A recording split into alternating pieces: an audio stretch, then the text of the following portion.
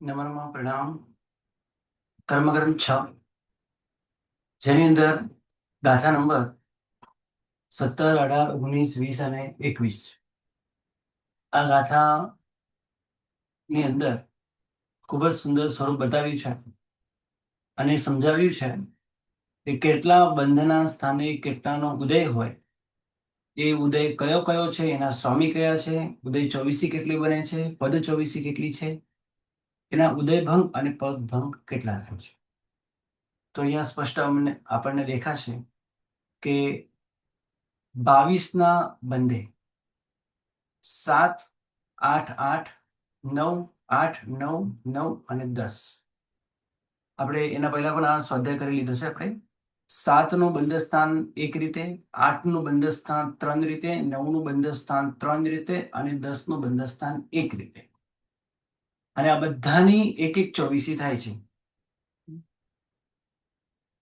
તો 7 નો એક જ પ્રકાર છે એટલે 1 24, 3 ના 8 ના 3 પ્રકાર છે એટલે 3 24, 9 ના પણ 3 પ્રકાર છે એટલે 3 24 અને 10 નો એક પ્રકાર છે.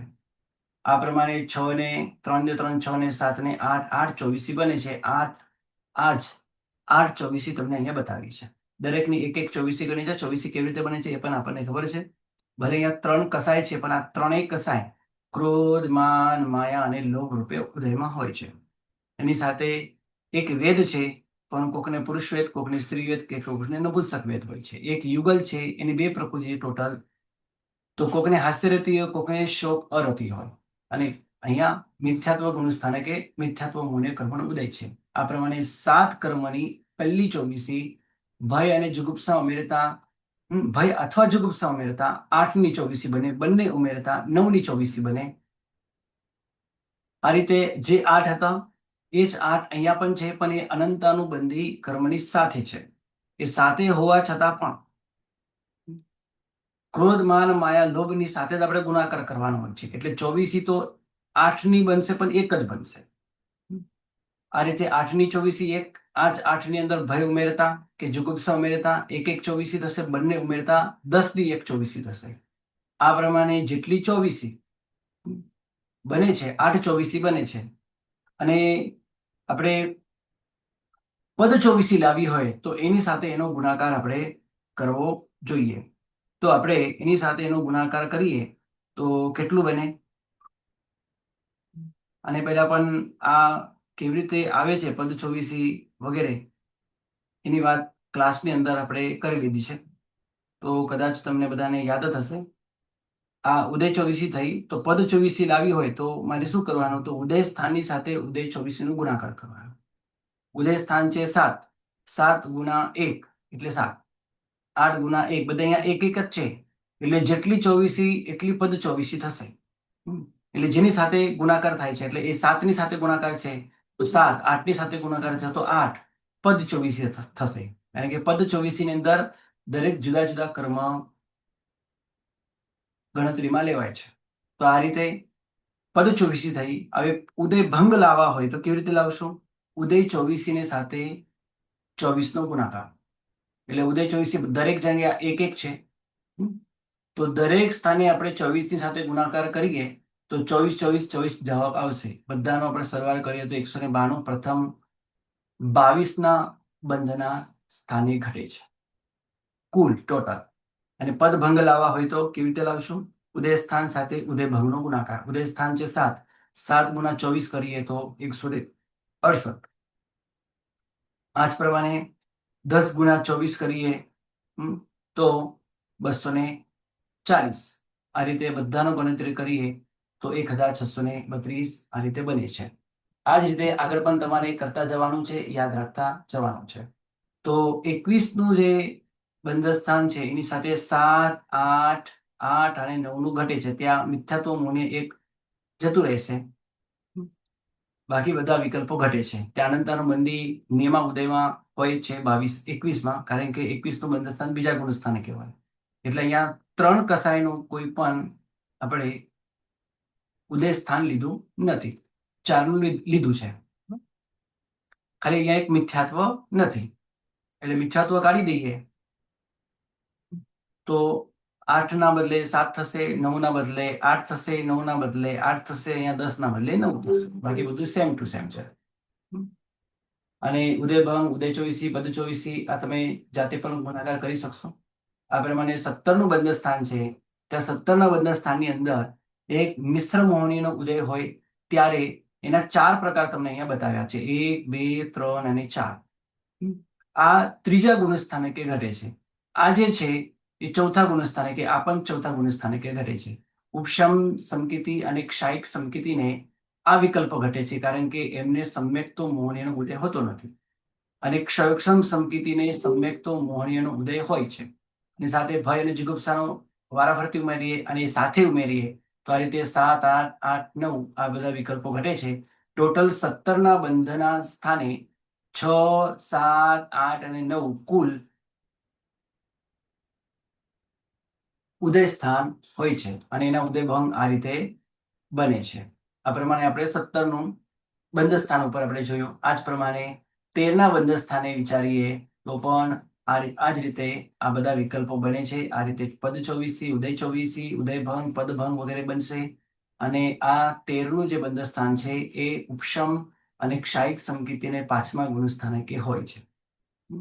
અહીંયા ક્ષાયિક અને ઉપશમ સમકીતિ, અહીંયા ક્ષયોક્ષમ સમકીતિ, એના 4 વિકલ્પ છે એટલે કલર મેં અહીંયા અલગ અલગ કરીને બતાવ્યો છે.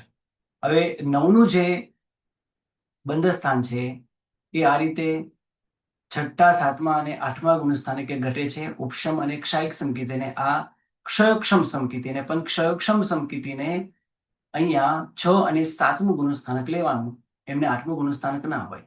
બરાબર. તો આ પ્રમાણે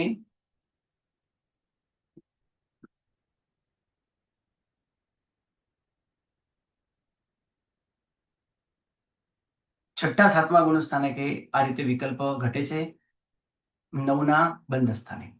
અને 5નું બંધ સ્થાન જે છે એ 5ના બંધ સ્થાને 9મા ગુણસ્થાનકે કસાયનો ઉદય અને વેદનો ઉદય હોય એટલે અહીંયા ચોવીસી નહીં બને કારણ કે ચોવીસી કરવા માટે યુગલ પણ જોઈએ. હે ને, કસાય, વેદ અને યુગલ આ ત્રણેય નો સંયોગ થાય, ત્રણેયનો ગુણાકાર એકબીજા સાથે કરીએ તો ચોવીસી બને. અને યુગલ નથી માટે ચોવીસી નહીં બને. એક કસાય અને એક વેદ છે એટલે અહીંયા એક કસાય એના 4 વિકલ્પ થાય અને 3 વેદના 3 વિકલ્પ થાય એટલે 4 ગુણ્યા 3 કરતા 12 થશે. અને એની અંદર પદો કેટલા? તો ડબલ. કારણ કે ઉદય ભંગ જે બને છે એ ઉદય ભંગનું જે લાઈન છે એની અંદર, જેમ કે એક લાઈન હું કહું છું, ક્રોધ સાથે પુરુષ વેદ. આ એક લાઈનની અંદર 2 પ્રકૃતિઓ છે, ક્રોધ અને પુરુષ વેદ. આ જ રીતે ક્રોધ સાથે સ્ત્રી વેદ, ક્રોધ સાથે નપુંસક વેદ, આ 3 વિકલ્પ થયા. બીજા 3 વિકલ્પ, જો કે આ બધા વિકલ્પની પહેલા પણ મેં વાત કરી લીધી છે એટલે બીજી વાર વાત નથી કરતો. ટોટલ એના 24 ભેદ બને છે. ક્યાં એવી રીતે આપણે 24 ભેદ જોયા હું તમને અહીંયા બતાવું. અહીંયા આપણે જોયા છે આ રીતે ઉદય ભંગ 12 અને પદ ચોવીસી 12. આ 1, 2, 3, 4, 5, 6, 7, 8, 9 અને 10, 11, 12 આ રીતે 12 ઉદય ભંગ છે.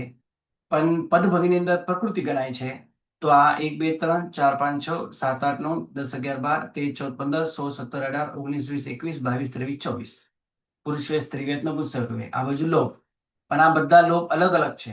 આ પુરુષ વેદની સાથે લોભ છે, આ લોભ સ્ત્રી વેદની સાથે છે, આ લોભ નપુંસકની સાથે, એટલે ત્યાં પણ લોભના પણ 3 પ્રકાર થયા. હે ને, આ રીતે અલગ અલગ ગણતરી કરાય છે. આ પદભંગ, પદ ચોવીસી, ઉદયભંગ આ બધાની વિશેષ વાતો તમને બીજા બધા ગ્રંથોમાં એની વિશેષ વાતો તમને આવશે. તો આ પ્રમાણે આપણે અહીં 5ના ઉદય સ્થાનના વિકલ્પો જોયા. આ જ રીતે 4, 3, 2 અને 1. 4માં એક મતાંતર છે. કેટલાક આચાર્ય ભગવંતો આ પ્રમાણે સ્વીકારે છે કે 9મા ગુણસ્થાનકના બીજા ભાગમાં પણ વેદનો ઉદય હોય છે કેટલાક સમય સુધી, થોડોક સમય.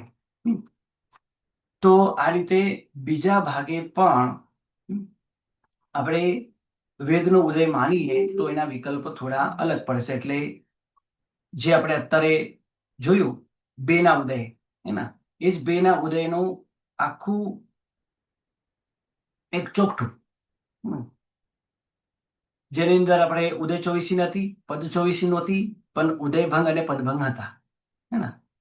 જે હમણાં જોયું એ અહીંયા પણ આપણે સ્વીકારીએ, બરાબર.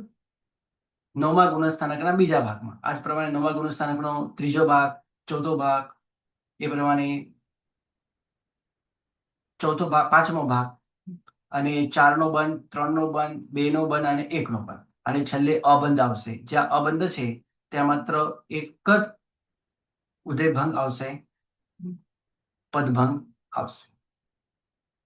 આ પ્રમાણે આપણે ટોટલ 1 થી 10 ગુણસ્થાનકમાં 1 થી 40, ટોટલ 40 ઉદય ચોવીસી થાય, 288 પદ ચોવીસી થાય, 983 ઉદયભંગ થાય, અને 6947 પદભંગ થાય. એમાં મતાંતરના આપણે 12 અને 24 પણ પ્લસ કરીએ તો મતાંતરે આટલું પણ બને, 995 અને 6971. આ સંખ્યા, મતાંતરની સંખ્યા 22મી ગાથામાં તમને આપેલી છે. આ પ્રમાણે આપણે દરેક બંદર સ્થાન ઉપર ઉદય ચોવીસી, પદ ચોવીસી, ઉદયભંગ, પદભંગ એના સ્વામી કયા છે અને કયું ઉદય સ્થાન છે, એની વાત અહીંયા આપણે કરી.